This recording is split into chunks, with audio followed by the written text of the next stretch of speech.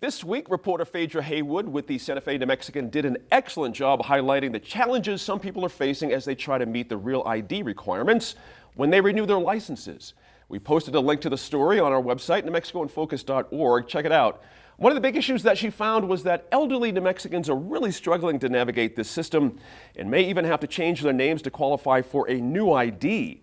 That's not what the federal government intended when this law was created, Christine. I'm just saddened by this story that folks are paying all this money out, spending all this time, having to go back to places 2-3 times just to get a name change as a senior citizen. Is this what we wanted from Real ID? Was this the goal here? Well, the goal was to make sure that terrorists don't board airplanes and get into our federal facilities and so on without proper identification. No, this is really burdensome, and it is burdensome across the board for people who are trying to meet these requirements, but it especially disproportionately hits certain people. Mm-hmm. And sure enough, the elderly, Hispanic families, but and probably people on the margins, I would say that it is not surprising that just issuing similar documents, documents with one name, identically presented on each document, birth certificate, baptismal certificate, school records, so on and so forth. There are many people who have difficulty meeting a certain standard, meaning that standard of uniformity. Right. My own mom, when she was born, she was known as Elena Araujo. But over time, teachers in Oklahoma changed her name to Helen. She grew up with both Helen and Elena, but even her last name was changed, misspelled, not by her, but by others. And so there is a lot of slippage. It's not a science. And the difficulty is that that disproportionate burden to try to fix this falls on people who have to go to court to change their names or to try to find a way to get their birth certificates fixed so it matches other things. No, it's, I think, unfortunately, a nightmare for these people.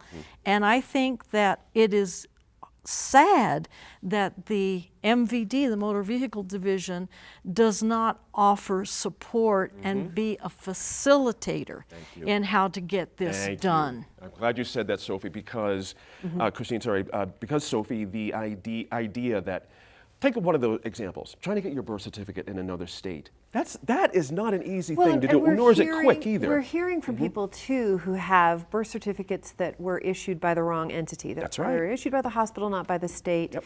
There are people who have baptismal certificates and never needed to get a birth certificate until now. One of the things that really strikes me about this is that when we've heard across the country about voter ID laws going in the South, going in other parts of the country, it's the same group of people, the elderly, people of color, who are marginalized. And the commentary on voter ID was always, well, how hard can it be to get a driver's license? Right. How hard can it be to get these documents?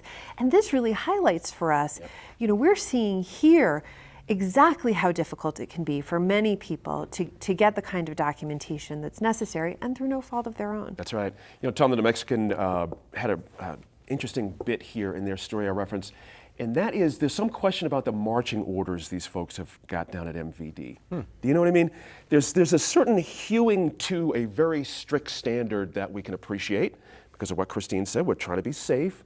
But there's a line here, isn't there, between hewing to what's legal and right and the problems that Sophie just mentioned, it's difficult to meet those standards. Interesting. Communications issue at MVD? Right. That's just mind-blowing. That And never my happened. apologies, that was a cheap shot, and I apologize. A lot of great workers there. But yet, when it comes down to communication, there is no communication whatsoever as far as consistency of what the proper process is, or at least it appears to be that way. And with at least 3 times as many name change requests coming up this year alone, I think what needs to happen here is that the government needs to take a page from private sector.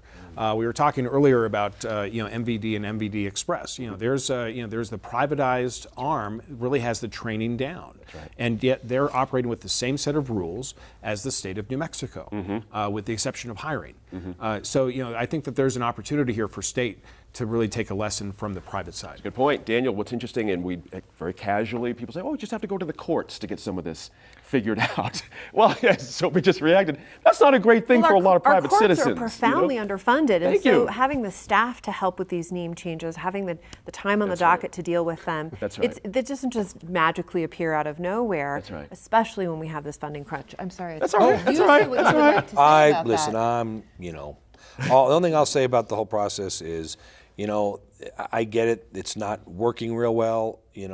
I think one of the things that I have to question is the Real ID has been something we've been talking about for 8-9 years now.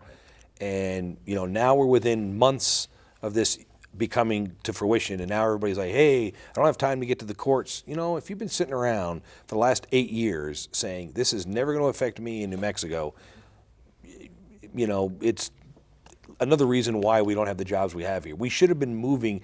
I know we had stuff in my family we had to do. I had to get a birth certificate from New York that we couldn't find, that a hospital gave us. It took almost a year.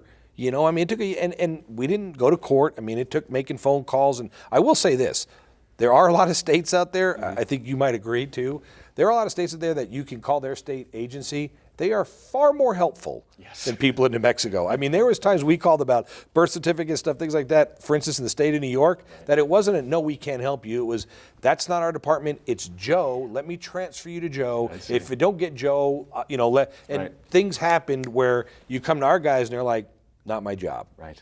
You know? Exactly. I can't help but think that some of this attitude is that there is a suspicion of fraud and that our people are up to devious means to get things. There was a sense of guilt before. And You had to I prove can't yourself innocent. help but Yeah. think that that might come from the very top in this state government.